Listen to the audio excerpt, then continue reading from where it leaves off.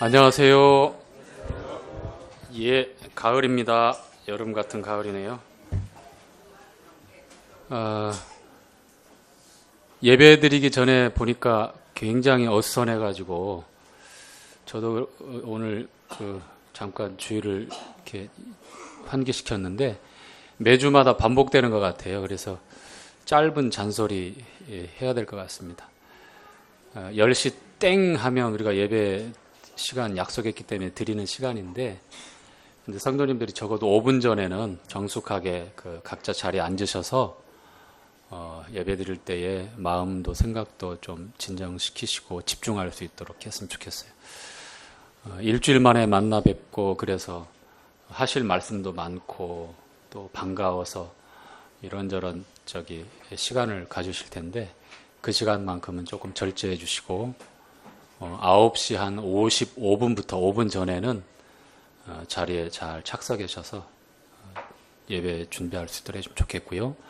그 다음에 예배가 끝나면 또 역시 이제 사회자가 찬송가를 딱 시작했는데 여전히 저 뒤에 음수대하고 뒷째 백시트에 있는 뒷자리에서 여전히 또 그냥 그러든지 말든지 나는 내 길을 가리라 하는 분들이 매주마다 그래요. 매주마다.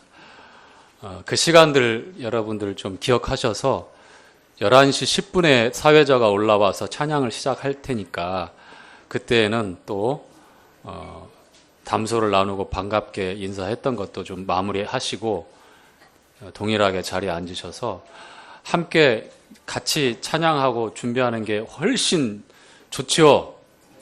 두 말에서 뭐 하겠습니까? 제가 세 말까지 하게 만들지 마시고 그래야 되는데 어떤 분은 앞에 계신 분들은 목이 쉬도록 크게 하는데 저 뒤에서는 한번 경쟁해보자. 우리는 우리끼리 얘기하리라면 더 크게 얘기하시는 분들이 있는 것 같아요.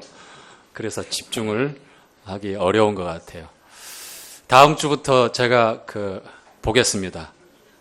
그래 제가 도출을 해가지고 모임에 날 때 이런 분들 모자이크 처리 안 하고서 1년 내내 이러셨다라고 이렇게 공개할 수도 있으니까 각오하시기 바랍니다.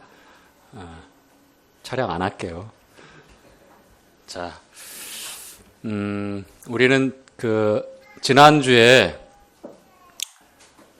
내 발에 신을 벗으라라는 제목으로 교제를 했죠. 그렇죠? 그래서 왜 신을 벗어야 되는지, 그리고 신발을 벗는다고 하는 그 행위가 어떤 의미를 가지고 있는지.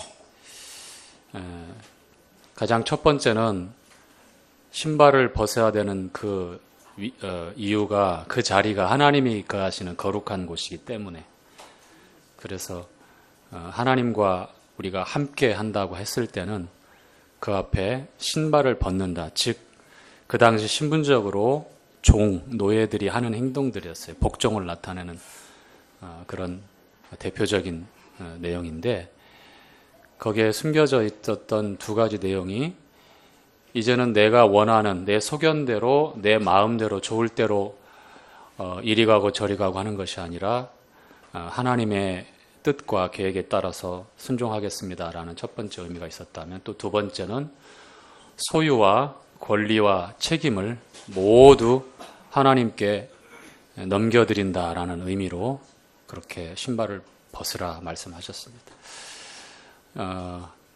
여리고성 정복을 앞둔 여호수 앞에 나타났던 똑같은 일들, 그 다음에 룻기서에 기록되어져 있는 자기의 이제 권리와 책임을 상대방에게 넘기고 있는 그 신발을 벗어서 그렇게 하는 행동들을 통해서 성경에서 우리에게 주고 있는 메시지를 살펴봤습니다. 오늘은 이브라입니다. 이브라. 어떻게 하라고요? 이브라. 신발을 입을까요? 이제 뭘 입어야 됩니까?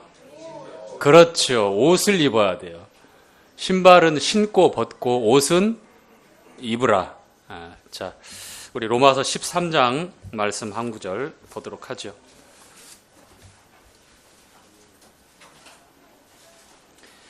로마서 13장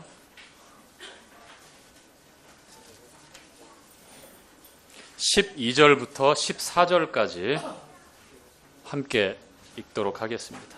자, 밤이 깊고 함께 읽죠. 시작. 밤이 깊고 낮이 가까웠으니 그러므로 우리가 어두움의 일을 벗고 빛의 갑옷을 입자. 낮에와 같이 단정히 행하고 방탕과 술 취하지 말며 음란과 호색하지 말며 쟁투와 시기하지 말고 오직 주 예수 그리스도로 옷 입고 정욕을 위하여 육신의 일을 도모하지 말라. 자, 오직 주 예수 그리스도로 옷 입고 그리스도로 옷 입으라. 자, 오늘 우리가 읽었던 본문 말씀에 두 가지 옷이 소개가 되어져요. 첫 번째는 빛의 갑옷이 나오고, 그리고 두 번째는 그리스도로 옷 입으라. 그리스도의 옷. 두 가지 옷이 나오는데, 주일날 예배드리기 위해서 우리 성도님들, 우리 청년들, 우리 학생들, 아이들까지 옷 그냥 되는 대로 입고 오십니까? 평상복 입고 오세요? 혹은 잠잘 때 아니면 집에서 지낼 때 아주 편한 추리닝이나 뭐 파자마 바람으로 오십니까? 자, 어떻게 옷 입고 오세요? 단정하게, 또 깨끗하고 단정한 옷 골라서 입고 오죠. 그리고 한 가지 제가 조금 더 원한다면, 주일날 예배 드리러 올 때에는 예의를 갖춰서 예복을, 꼭 예복은 아니지만 우리가 어느 예의를 갖춰야 될 자리에 갈 때 입는 옷을 입고 오면 좋겠다. 맞죠? 자, 구체적으로 알려드릴까요? 결혼식장에 갈 때 여러분들 어떻게 입고 갑니까? 티셔츠 바람에 반바지 입고 갑니까? 운동화 신고 갑니까? 어떻게 입고 가지요? 정장 입고. 자매님들은요? 자매님들도 정장에 준한 아주 예복은 아니어도 거기에 비슷하게 예의를 갖추기 위해서 복장을 잘 착용하고 오십니다. 그런데 주일날 너무 편하게 오시는 것 같아요. 제가 볼 때는. 한 절반 정도는 예의를 갖춰서 보이지 않는 하나님 앞에 예배 드릴 때에 그렇게 복장을 잘 갖춰서 입고 오시는데, 한 절반 정도는 그냥 굉장히 편한 일상복을 입고 오시는 것 같아요. 우리가 잘 알아요. 예복은 보기에 예의를 갖추기 위해서는 불편합니다. 입는 사람이 그걸 알아요. 그쵸? 제가 집에 이 옷을 입고 집에 가서 일상적으로 생활 안 해요. 집에 가면 얼른 벗어요. 얼마나 덥고 불편한지 몰라요. 아침에 딱 착용하고 오는데 막 땀이 나기 시작한 거예요. 그래서 몇 분이라도 빨리 내려가서 지하 주차장에서 에어컨을 틀고서 거기서 내려올 때까지 기다리고 있고 그렇습니다. 이렇게 막 하절기에 입는 양복이어도 되게 얇은 천이어도 그냥 반팔에 다 노출되고 그냥 열이 이렇게 자연 발산될 수 있도록 그런 쿨링 또 작용이 있는 그런 천으로 만들어진 옷을 입으면 정말 편하겠다 싶어요. 그럼에도 불구하고 불편하고 또 덥기도 하고 좀 거추장스럽지만 이렇게 갖춰서 입고 오는 건 뭐냐면 예배 드리러 오기 때문이에요. 예배의 예자가 무슨 예자입니까? 그래요. 예절할 때 쓰는 예자예요. 하나님 앞에 마땅히 공경할 때 사용하는 예자란 말이에요. 마음으로만 잘 믿으면 되죠. 이 말은 마음으로만 맞는 얘기고요. 반절 이상은 틀린 말이에요. 마음으로 잘 믿으시면 겉으로도 나타나는 게 성경적인 올바른 가르침이에요. 마음으로 뭔가 문제가 있고 잘못된 선택을 하고 있기 때문에 우리가 간증이나 드러나는 것도 희미하거나 잘못하고 있는 경우가 많아요. 물론 이게 절대적인 기준은 아니에요. 상대방의 상황과 또 그 마음을 잘 모르고서 이렇다라고 이렇게 확정 짓는 것은 잘못된 거잖아요. 그렇죠? 그런 의미는 아니에요. 그렇지만 보편적으로 우리가 신앙생활을 할 때 마음으로만 잘 믿으면 되죠. 대개 보면 그 간증에 문제가 있거나 흐려져 있을 때에 이런 말들을 자기 스스로 합리화하고 변명하기 위해서 할 때가 많아요. 그리스도로 옷 입으라라는 주제를 말씀하는데 뚱딴지같이 갑자기 여러분 예배드리러 오는 주일날 좀 복장을 잘 갖춰 입고 왔으면 좋겠습니다. 제가 하고 싶었었던 평소의 얘기인데 잘 됐다 싶어서 오늘 딱 그날이다 싶어서 서두에 이 말씀을 드려봅니다. 다음 주에 한번 보겠습니다. 문 앞에서 예복을 입고 왔는지 안 왔는지. 자, 마태복음 22장에 보면 왕이 아들의 그 혼인잔치에, 왕자의 혼인잔치에 백성들을 초대해요.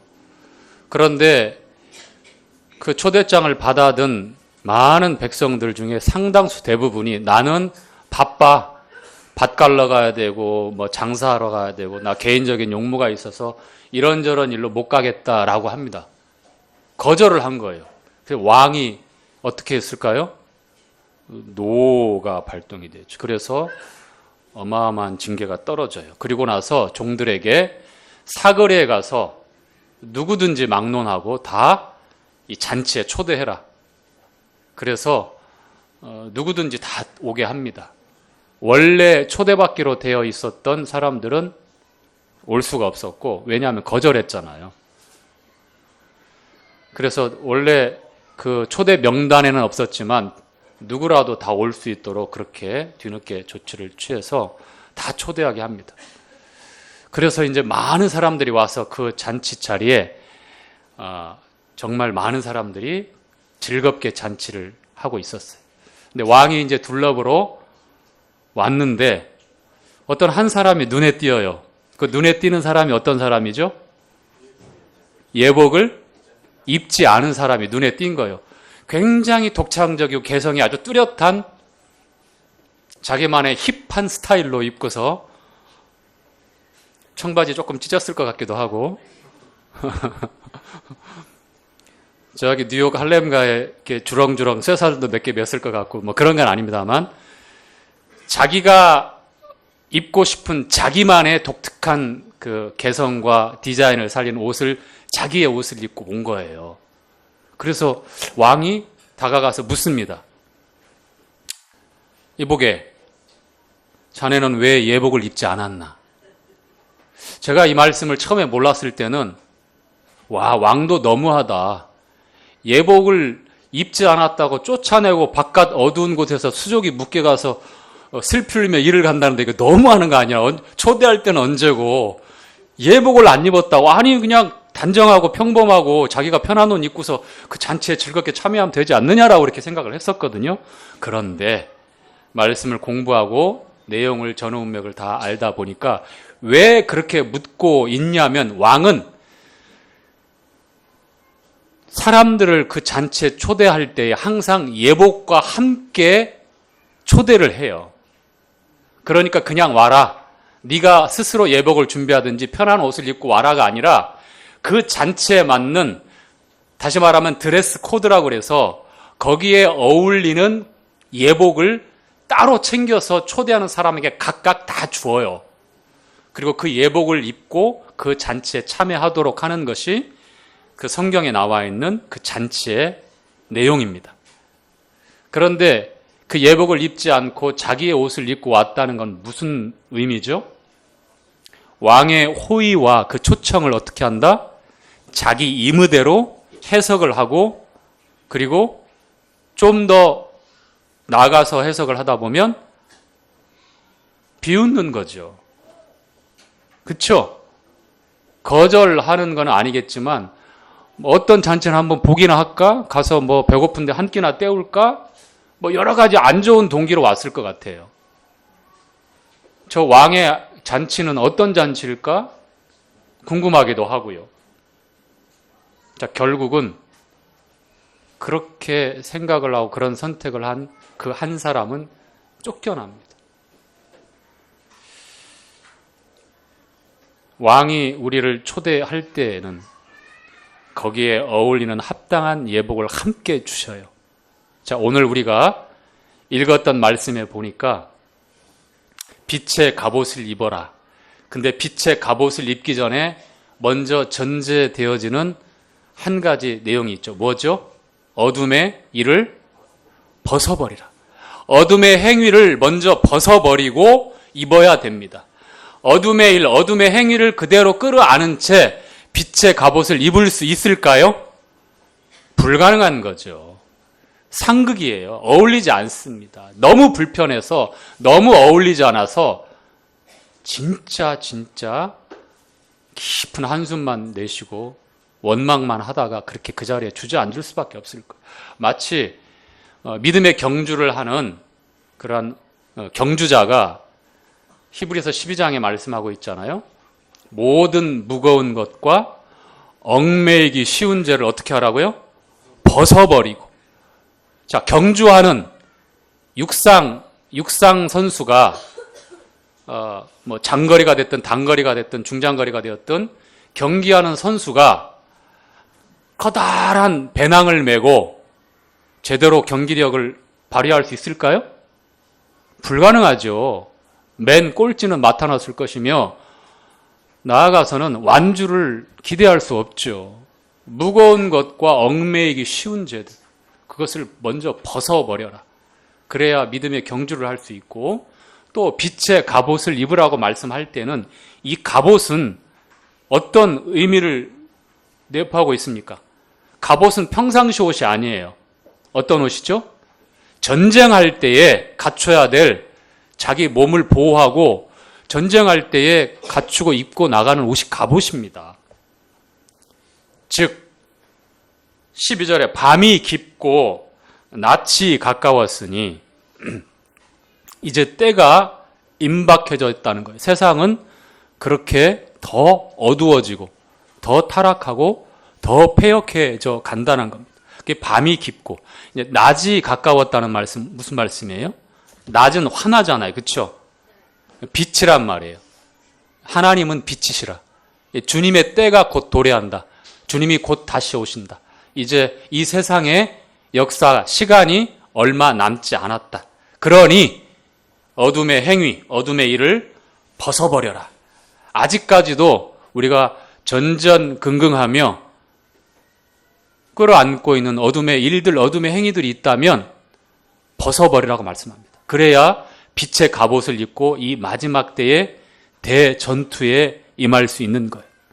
자, 에베소서 6장에 사도 바울은 에베소 성도들을 향해서 하나님의 갑옷, 어떻게 소개하죠? 하나님의 전신갑주, 온전할 전자, 몸신자. 그러니까 어느 한 부위만 가리고 보호하는 게 아니라 머리부터 발끝까지 전신, 갑주.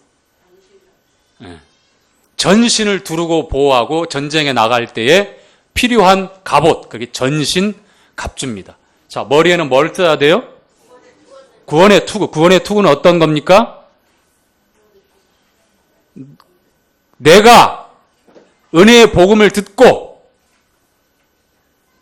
우리 주님 예수 그리스도와 우리에게 베푸신 하나님의 그 은혜의 복음을 듣고 내가 구원을 받은 그리스도인이라고 하는 확실한 확신 가운데 있어야 돼.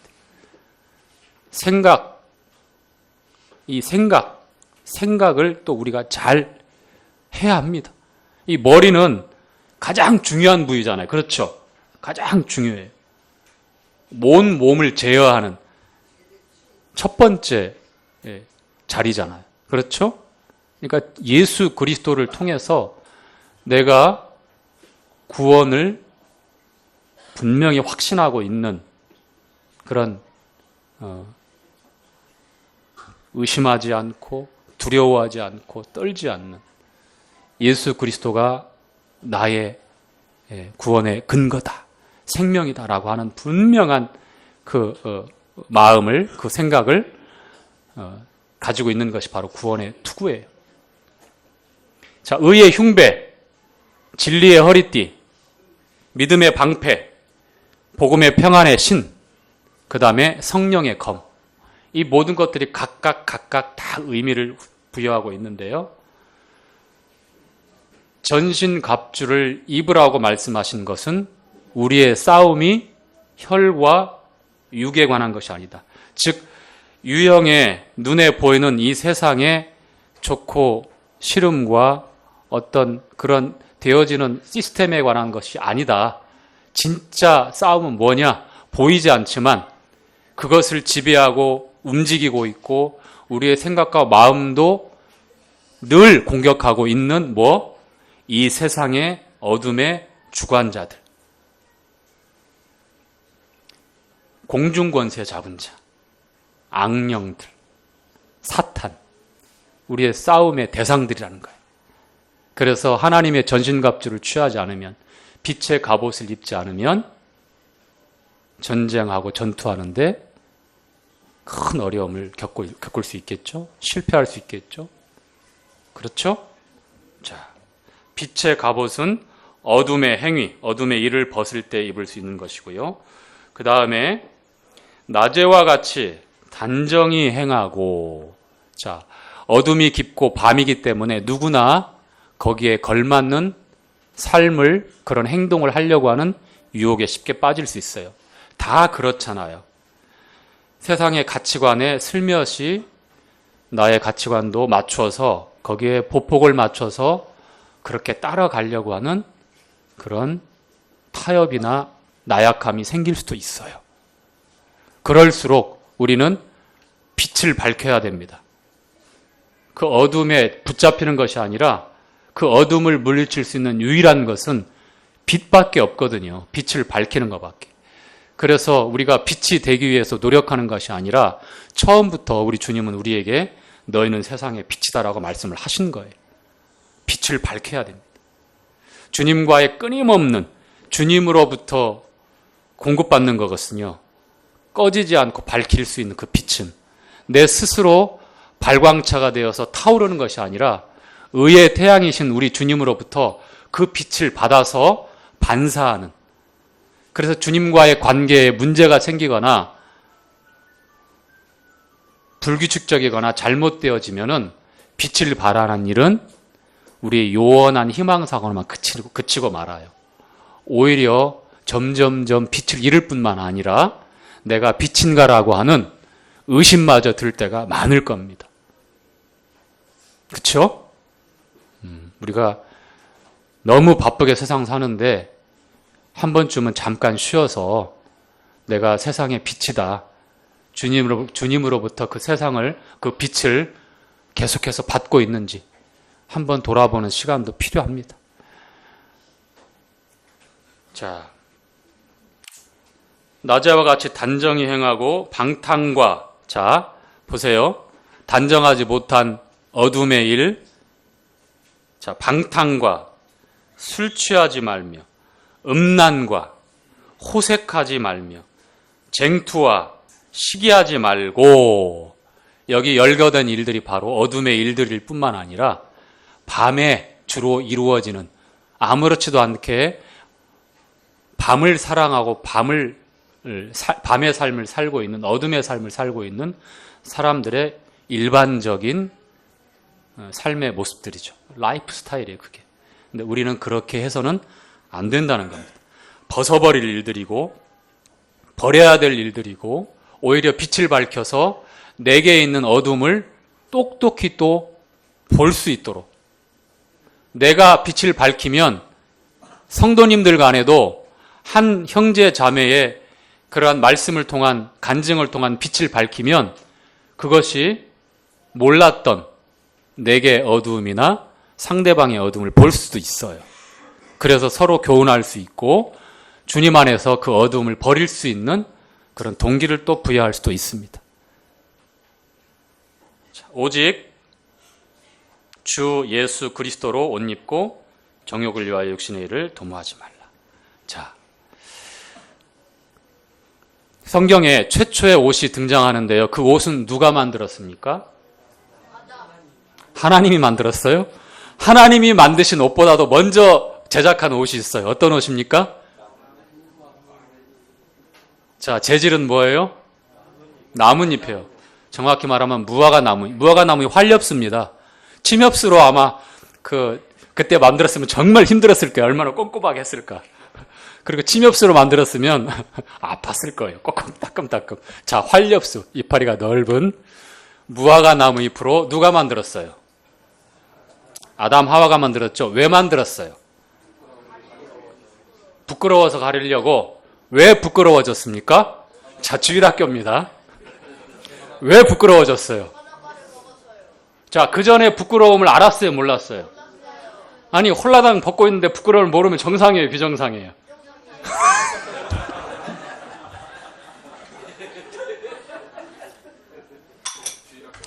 이게 유도 질문이라는 겁니다. 자, 죄가 이 세상에 들어오기 전에는 부끄러움이라고 하는 그러한 죄의 결과로 생겨진 마음들이 그런 감정들이 없었어. 지금 우리가 생각하는 선악의 기준을 가지고 그 상황을 해석하려고 하니까 너무한 거 아니야? 당연히 부끄러워야 되는 거 아니야? 아닙니다. 죄가 세상에 들어오기 전에는 아담과 하와는 벌거벗었지만 빛나는 존재였기 때문에 부끄러움을 몰랐습니다. 썩어가고 죽어가는 이러한 육체, 지금 우리가 갖고 있는 이게 아담의 형상대로 죄가 들어온 형상이고요. 죄가 들어오기 전에는 하나님의 형상대로 지음받은 아담의 그 갈비로 살을 채워서 동일한 인격체로 만든 이 사람, 남자와 여자는 빛나는 존재였어요. 그러니까 지금 우리 몸과는 다르게 생각을 하셔야 돼요.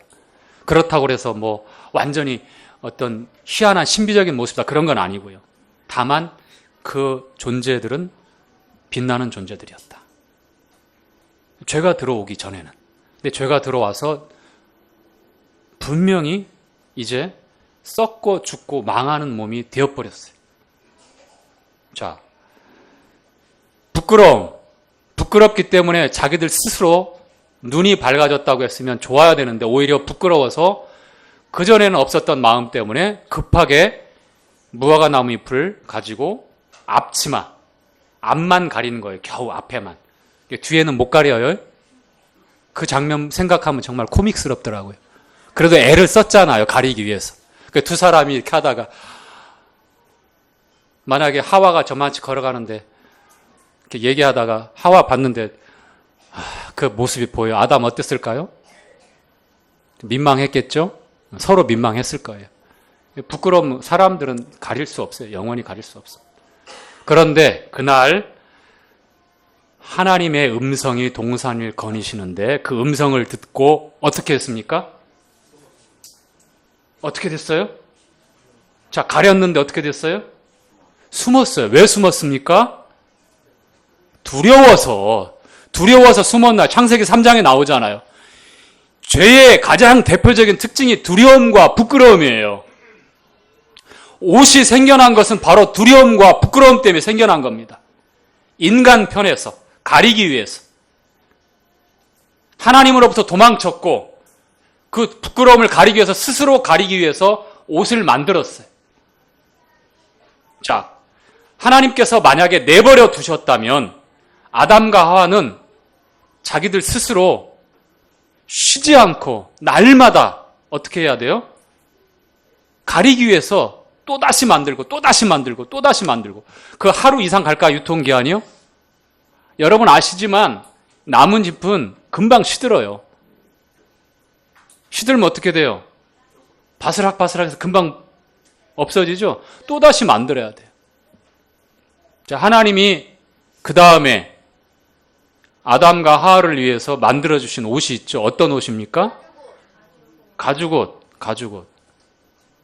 자, 가죽옷이 나오려면 뭐가 필요해요? 동물이 필요하죠. 동물 살려놓고 가죽만 이렇게 하나님이 가져오실 수 있어요? 아니죠. 자, 그렇다면 아담과 하와를 가리고 보호하기 위해서 반드시 동물의 죽음이 필요하고 그 정한 동물의 피가 흘려져야만 가죽옷이 나온다고 하는 것이 바로 숨겨져 있는 복음이었다. 우리가 교제 충분히 했죠? 그렇죠? 하나님께서 친히 정결한 짐승 중에 한 동물을 잡아서 그 가죽으로 코트, 앞치마가 아니라 코트예요. 전신을 다 감싸고 보호할 수 있고 가릴 수 있는 그 코트를 제작해서 아담과 하와에게 입혀주십니다. 즉 죄는 반드시 심판을 하고 두려움과 그 부끄러움을 가리고 용서하기 위해서는 피 흘림의 죽음이 반드시 수반된다고 하는 것. 그래서 무화과 나무 잎의 옷이 아니라 한 짐승의 희생을 통해서 나온, 생명을 통해서 나온 그 가죽옷을 입게 되었고, 비로소 아담과 하와는 이제 에덴 동산에서 쫓겨나지만 하나님과의 관계를 회복할 수 있게 된 거예요. 자, 갈라디아서 3장 말씀 한번 찾아보겠습니다. 갈라디아서 3장 27절.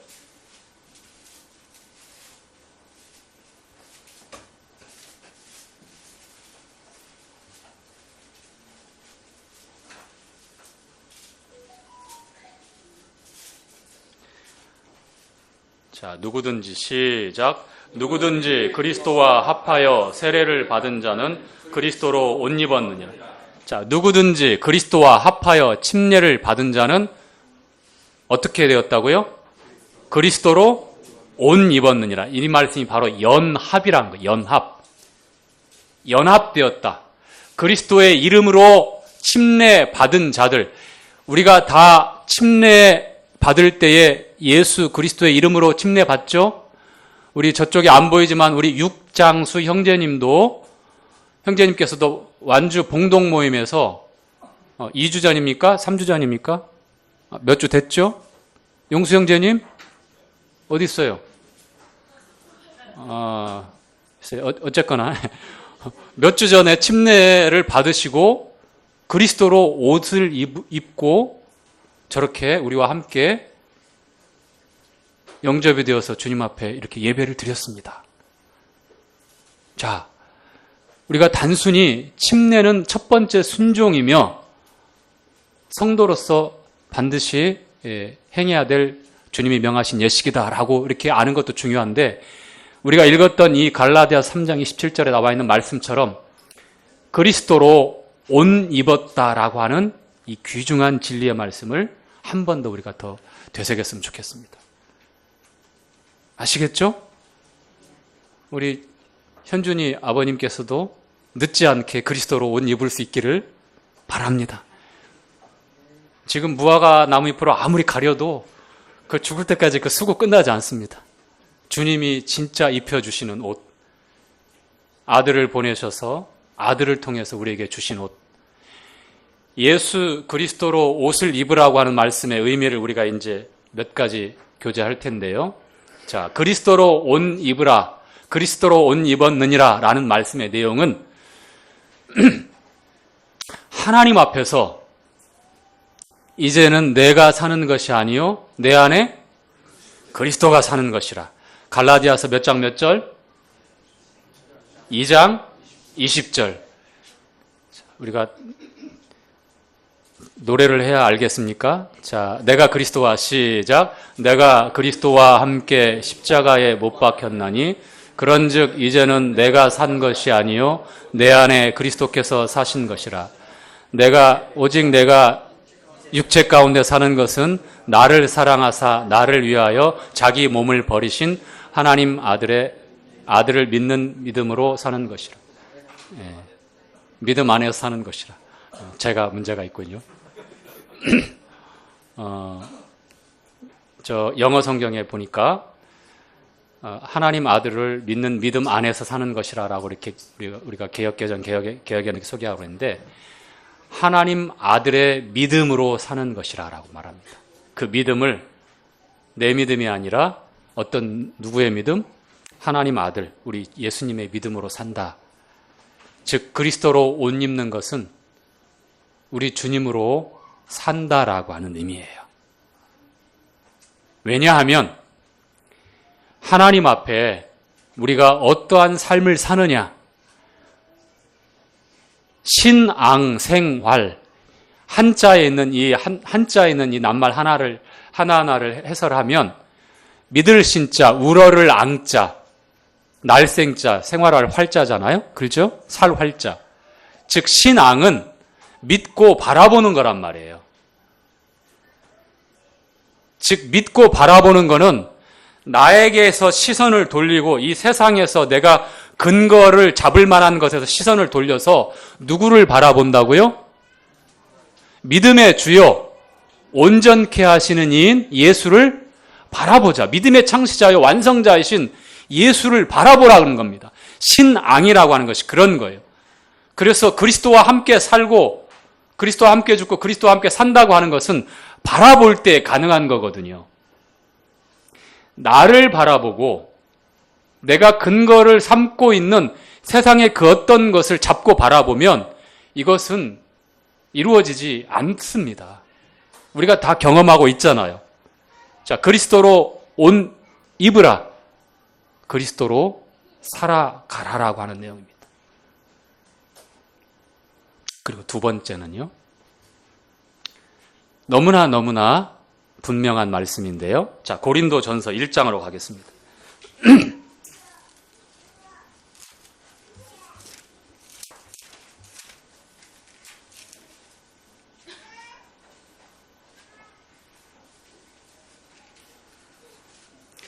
1장 30절, 31절. 고린도전서 1장 30절, 31절. 너희는 시작. 너희는 하나님께로부터 나서 그리스도 예수 안에 있고 예수는 하나님께로서 나와서 우리에게 지혜와 의로움과 거룩함과 구속함이 되셨으니 기록된 바 자랑하는 자는 주 안에서 자랑하리라 함과 같게 하려 함이니라. 자, 이렇게 말씀하죠. 자, 예수는 하나님께로서 나와서 우리에게 지혜와 의로움과 거룩함과 구속함이 되셨으니 지혜와 의로움과 거룩함과 지혜가 되셨으니 우리의 생명이 되셨으니 우리의 자랑이 되셨으니 그리스도로 옷 입으라고 말씀하신 것은 바로 이제는 예수님이 나를 대신한다라고 하는 주님이 나의 대신이다라고 하는 겁니다. 자, 여기서 한 가지 여러분에게 다 알고 있는 질문인데 물어볼 게 있습니다. 자, 옷은 그 사람의 무엇을 나타내죠? 예? 신분. 그 사람이 어떤 사람인지 어떤 일을 하는지 나타내는 게 옷입니다. 옷. 그렇죠? 자, 야구 선수가 반바지에 축구화를 신고 야구하는 사람 봤어요? 하주나? 그렇게 하고 야구를 한다고 하면 오타니가 그런 한다고 하면 어떻게 될까?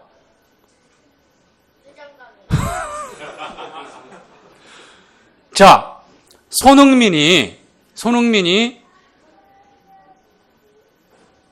그레코로마냥 레슬링 그 옷, 쫄쫄이 옷을 입고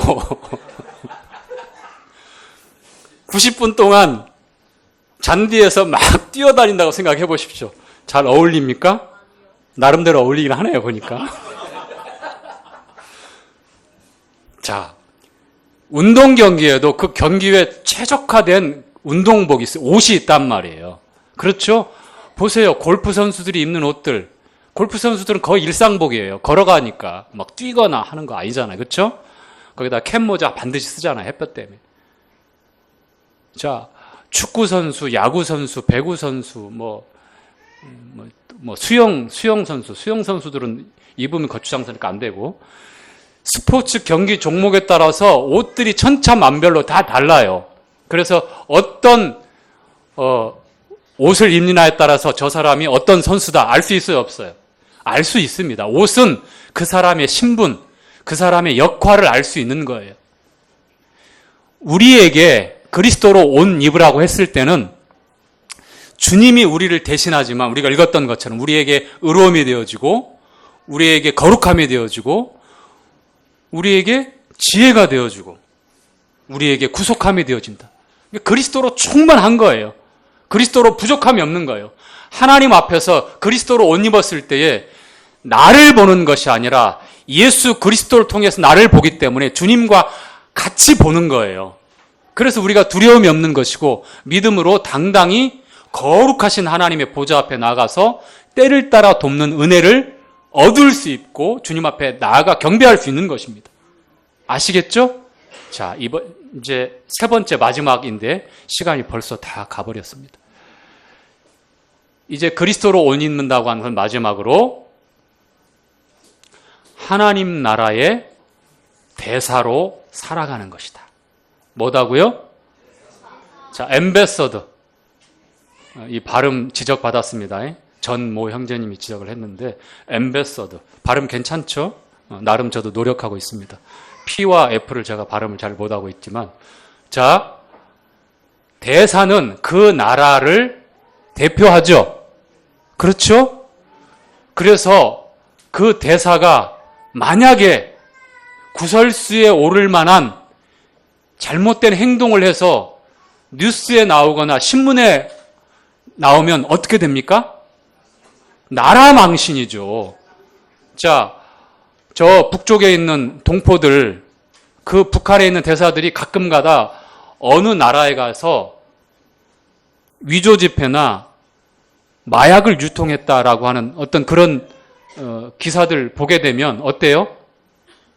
지금은 너무 이제 내성화돼가지고 그럴 수 있지 저런 나라니까 정상적이지 않기 때문에 생각을 한 거예요.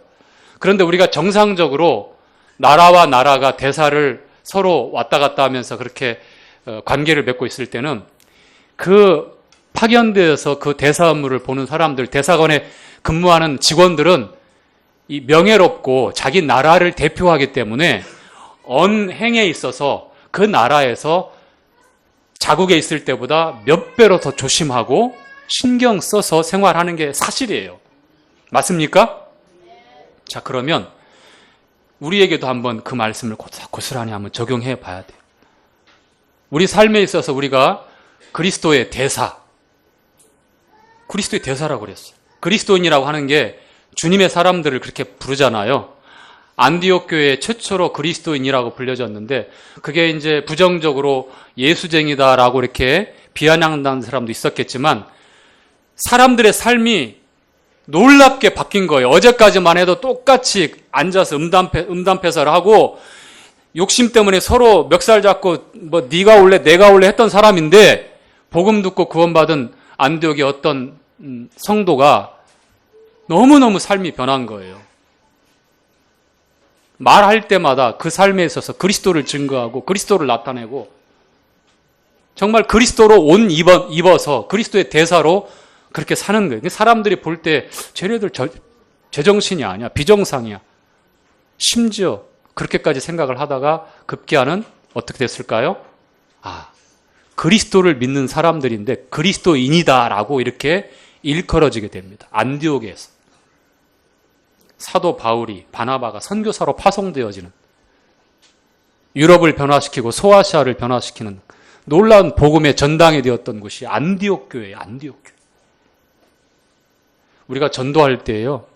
복음을 전해야 된다는 건 알지만 친구들에게 직장 동료에게 나를 알고 있는 그 누구에게 복음 전할 때 내가 삶이 변하지 않고 그리스도로 옷 입었다라고 하는 이 대사로서의 적합한 삶을 살지 않을 때에는 그들과 비슷하고 세상 가치에 따라서 다를 게 없이 살아갈 때는 복음은 절대 전해지지 않더라고요.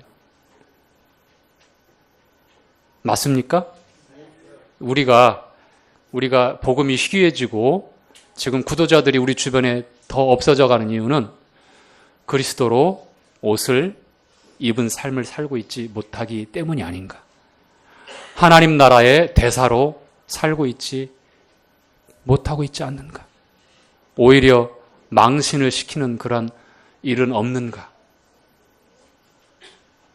한번 생각해보고 조금이라도 우리 마음에 문제의식을 가지고 내가 그리스도로 옷 입었다, 옷 입으라 이런 성경적인 가르침 세 가지 내용을 하나하나 생각하시면서 적용하고 누가 뭐래도 우리는 그리스도로 옷을 입었기 때문에 주님으로 살고 주님을 나타내고 그리스도인이라고 하는 그러한 합당한 간증을 드러내는 저와 여러분의 삶이 되기를 바랍니다.